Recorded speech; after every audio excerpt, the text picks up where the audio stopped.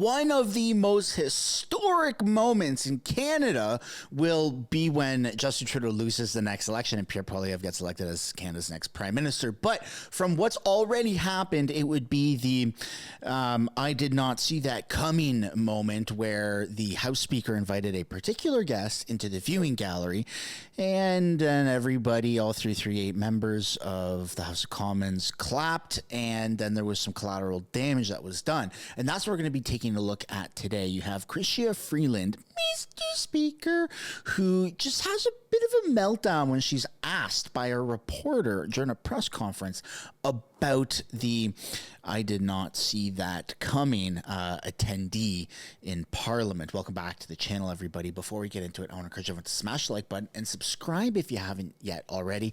Once this channel reaches over 2,000 subscribers, Mr. Sunshine Extra on YouTube, I have already said that I will personally be going to Ottawa to watch one of the next question periods live. So if you don't want to subscribe because you like me, at least there's a bit of an incentive, or even above and beyond that, just know that the government doesn't want you to subscribe. They really don't like the numbers that we're pulling. So there's a few different incentives to subscribe.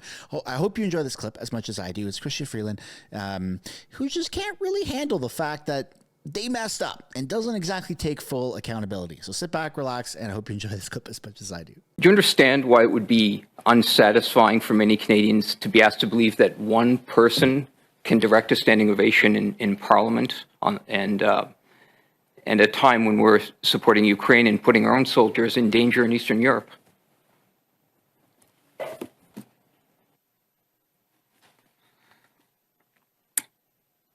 What happened was completely unacceptable and a really, really damaging event for communities in Canada, particularly our Jewish community, and around the world, particularly for our friends in Ukraine. As the speaker said, he alone took this initiative, and neither the government of Canada nor the government of Ukraine was informed in advance. House leaders have been meeting to discuss the situation, and speaking now for myself as a member of Parliament, because the Speaker is chosen by members of Parliament, and this is a parliamentary institution. But speaking for myself, I hope and believe that the Speaker will reflect on how truly serious and damaging this error was, and will do the honorable thing. Jeremy Sherrill, CTV News. On what happened in the House on Friday, could you speak to the impact this has had on Ukrainian Canadians?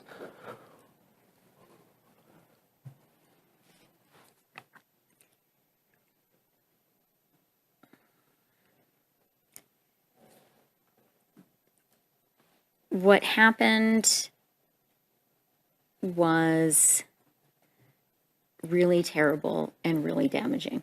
It was damaging to communities across Canada, first and foremost, the Jewish community, but damaging for us all. As a follow-up, there are calls by B'nai B'rith to reopen a report by the Deschênes Commission so that Canadians can know how many veterans who fought with the Nazis are here in our country. Will the government do so, and what is your response to that?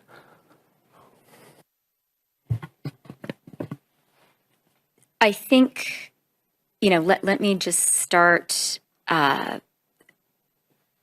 by reiterating, and I don't think it can be said too many times, how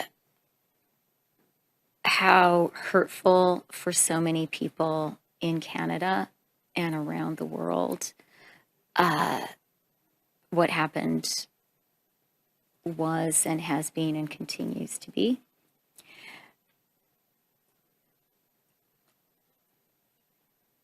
as MPs, in our capacity as MPs, it's important for appropriate next steps in the House to be taken.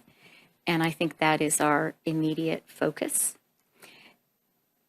And as a government, we're going to be very thoughtful about any further steps that need to be taken.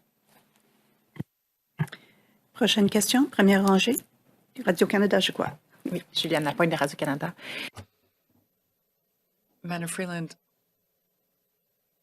the error committed last Friday, is it reparable? We see what this can mean in terms of Canada's image abroad, and given your Ukrainian origins, what do you think we need to do to get out of this situation? Comme j'ai juste dit. As I just said,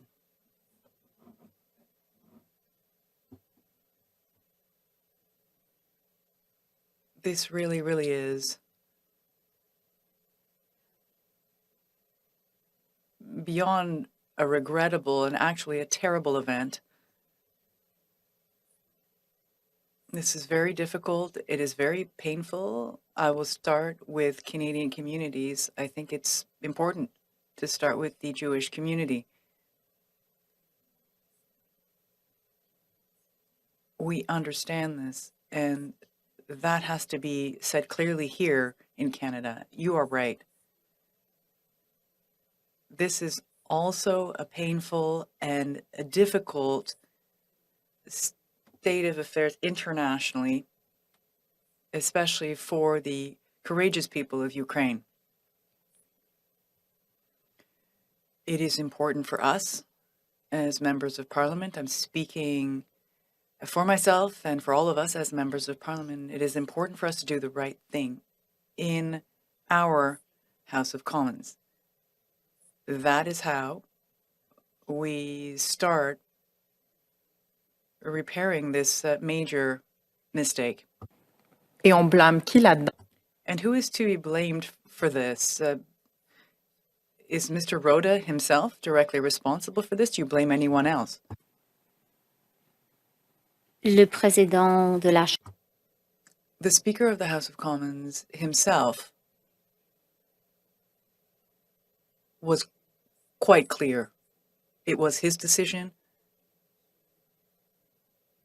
and he stated that he did not inform the government of Canada nor the government of Ukraine ahead of time. Yeah, c'est première rangée. First row. Tu es mis. Je veux savoir. Did you personally contact people in Ukraine at your level or others about this? And should there be an apology issued?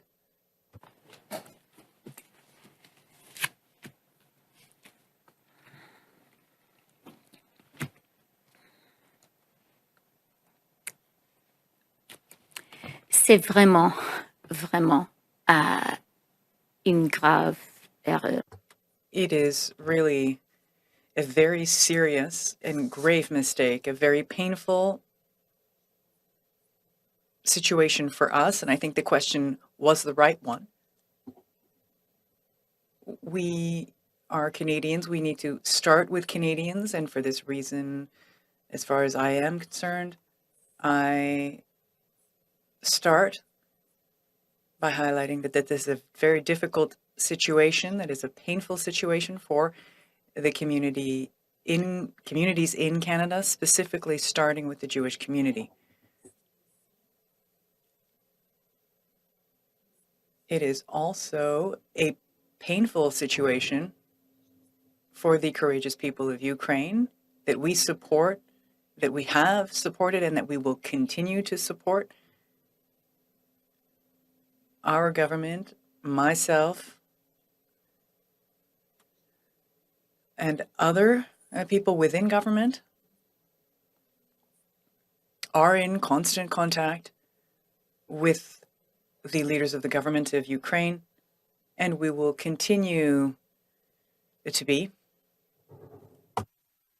That's where we're going to end the video, folks. I'd love to know what you guys think down below in the comments.